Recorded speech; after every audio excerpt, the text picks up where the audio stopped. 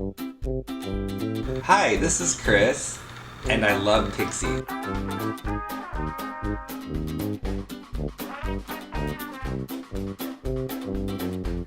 So this is my first Pixie, and I got him about 11 years ago.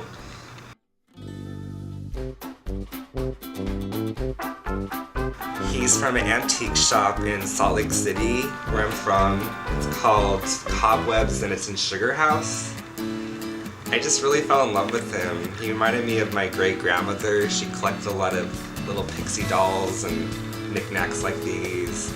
And it just inspired me, and it just went from that 1 to 200 now.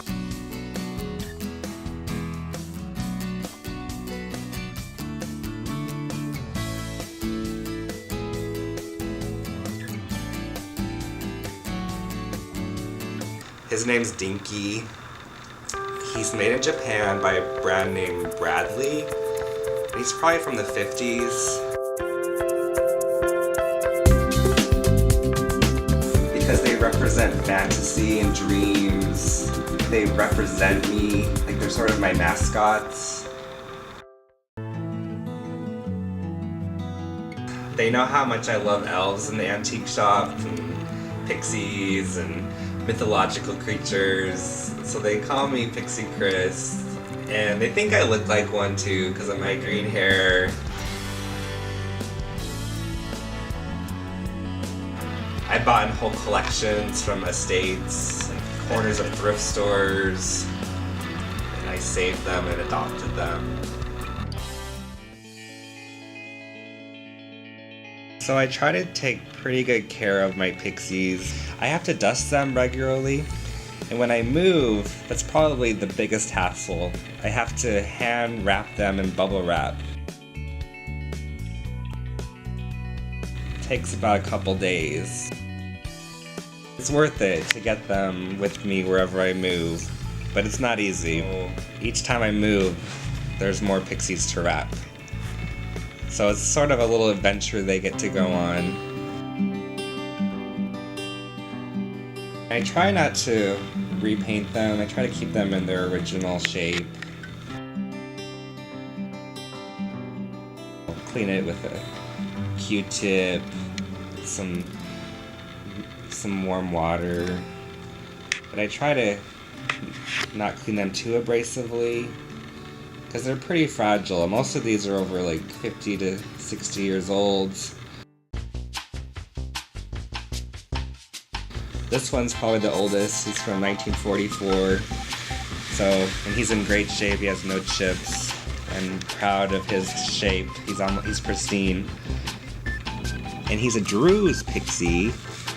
That was the person that made them. She was one of the earliest Pixie manufacturers. For being a grandpa Pixie, it's pretty amazing.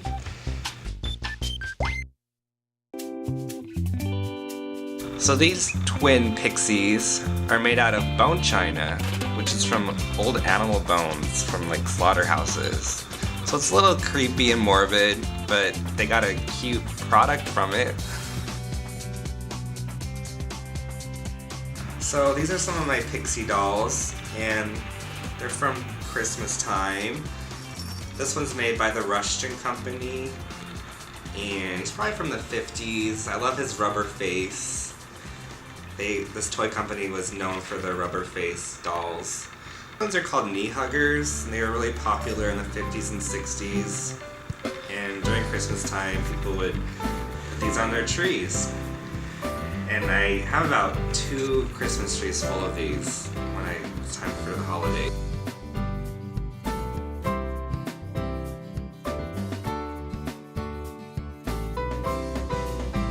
I got these 2 on eBay. I won them. I was in a bidding war over these, but I fought hard for them and I got them because I loved them. They're pretty collectible. There's a lot of people that are into the pixies on the internet.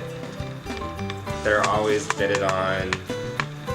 They're really sought after, actually.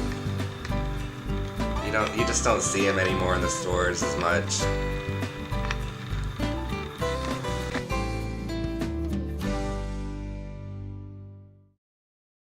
I'm pretty sure I'll always love pixies. Eventually, am I going to have to resell them? I'm sure I could get a decent amount of money for all of these.